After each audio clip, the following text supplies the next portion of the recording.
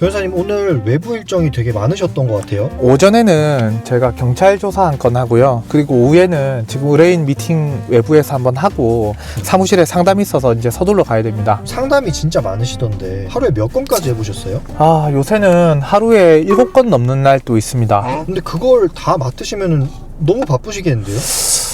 그렇긴 한데 사실은 꼭 그런 것만 또 아니에요. 사실 어제 오늘만 해도 상담 오신 분들 중에 한 분 빼놓고 전부 다 돌려보냈거든요. 네? 왜요?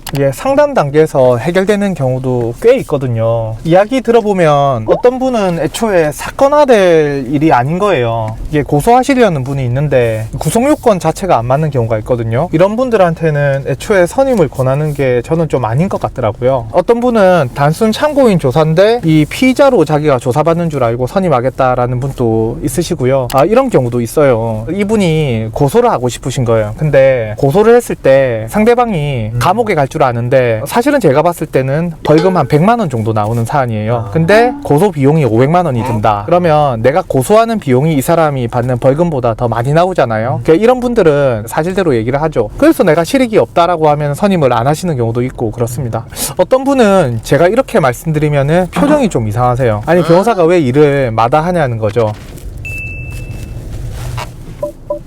제가 유튜브에서 달고 사는 말이 있어요. 경찰 조사 전에 변호사를 꼭 한번 만나보세요. 근데 이거 무조건 선임하라는 말은 아니에요. 진짜입니다. 억울한 피의자 되는 거 막으려고 하는 말이에요. 경찰 조사라는 게 준비 없이 가면 말 한마디에 방향이 확 틀어질 수도 있는 거거든요. 근데 그게 꼭 선임해야만 해결되는 문제가 아닐 수도 있다는 거예요. 어쩌면 상담만으로 해결될 수도 있습니다. 그게 상황에 따라서 달라요. 그래서 일단 경찰 조사 받으러 가기 전에 한번 변호사 조언을 한번 꼭 받아보고 그렇게 들어가시라, 그렇게 권합니다. 근데 또 반대로 강하게 말씀드리는 경우도 있어요. 사실관계가 복잡하게 얽혀 있을 때, 그리고 고소인 측에 이미 변호사가 붙어 있을 때, 그리고 전과가 있어서 이 사건 무게가 좀 다를 때, 첫 진술 방향 잘못 잡으면 돌이키기가 상당히 어려운 구조일 때, 이럴 때 왜 필요한지, 어떤 지점에서 도움이 되는지 그걸 구체적으로 알려드립니다.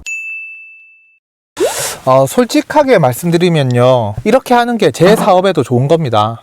돌려보내면요, 그분이 나중에 꼭 다시 오시거든요. 아니면 주변에 또 얘기하시거든요. 거기 솔직하게 얘기해줬어 라고요. 근데 그게 계산이냐라고 하면요, 완전히 아니라고는 말 못하겠어요. 그것보다는요, 필요 없는 사람한테 제가 선임을 권하면요, 그 순간부터 그분한테 전 이미 진 거예요. 돈은 받았는데 뭔가 마음은 찜찜한 거예요. 저는 그런 게 되게 싫어요. 13년 동안 제가 이 바닥에서 버틴 게 실력도 실력인데 결국 평판이 중요하더라고요. 뭐 계산이든 철학이든 결과적으로 같은 방향이면 좋은 거죠. 그러니까 저한테 오실 때는 선임 같은 거 생각 안 하고 오셔도 됩니다. 상황이 어떤지 모르겠어서 그냥 변호사 의견 한번 들어보고 싶다라는 마음으로 오셔도 됩니다. 그리고 꼭 저한테 안 오셔도 되고요. 아는 변호사 있으면 거기 한번 꼭 찾아가 보세요. 아무것도 모르는 상태에서 혼자 조사실에 들어가는 건 솔직히 좀 아깝습니다. 억울한 상황 만들지 않으셨으면 해서 드리는 말씀이에요. 네, 결국 판단은 본인 몫입니다.